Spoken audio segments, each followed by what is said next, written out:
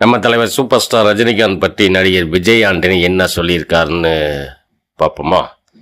முதல்ல ஆங்கர் கேட்குறாங்க, நீங்கள் சின்ன வயசுலேருந்து யாருடைய ஃபேனாக இருந்திருக்கீங்கன்னு கேட்கும்போது, நான் ரஜினி சாரோட தீவிரமான ஃபேன். திருநெல்வேலி மாவட்டத்தில் ஒரு ஊரில் ரசிகர் மன்ற பொருளாளராக இருந்திருக்கேன்.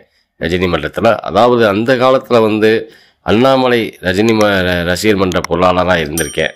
அதாவது அந்த காலத்தில் பார்த்தீங்கன்னா ஒரு படத்தோட டைட்டிலில் தான் ஒரு மன்றத்தோட பேர் வைப்பாங்க. அது எல்லா ஊர்லேயும் நம்மளும் பார்த்துருக்கோம், நம்மளும் கேள்விப்பட்டிருக்கோம். எல்லா ஊர்லேயும் எனக்கு தெரிஞ்ச எல்லா ஊர்லேயும் அந்த மன்றத்தோட பேரை தான் வைப்பாங்க. நான் ரஜினி சாரோட திருநெல்வேலியில் ஒரு ஒரு ஊர் இடம், அந்த இடத்தோட ரஜினி ரசிகர் மன்ற பொருளாளர்.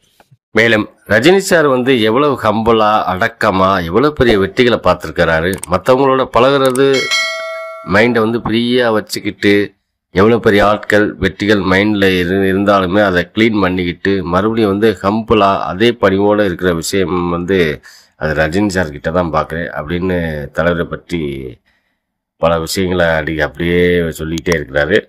உண்மைதானா?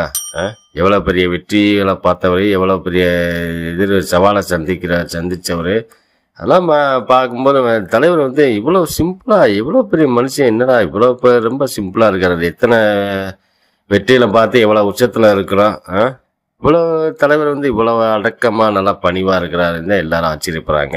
இது ஆச்சரியப்படுறதுக்கு இல்லை, அவர் ஒரு மகான் தானே. ஓகே ஃப்ரெண்ட்ஸ், இந்த வீடியோ பிடிச்சிருந்தா லைக் பண்ணுங்க, கமெண்ட் பண்ணுங்க, ஷேர் பண்ணுங்க, முக்கியமாக சப்ஸ்கிரைப் பண்ண வந்துடுறாங்க. மகிழ்ச்சி. சிம்பிளாக இதே மாதிரி மைண்டை ஃப்ரீயாக எவ்ரிடே மார்னிங் க்ளீன் பண்ணி பெரிய பெரிய கான்ட்ராக்ட், பெரிய பெரிய விஷஸ் எல்லாமே இருக்கும், எல்லாத்தையும் தொடச்சி எடுத்துட்டு திருப்பி சிம்பிளாக ஒருத்தர் லைஃப் பார்க்க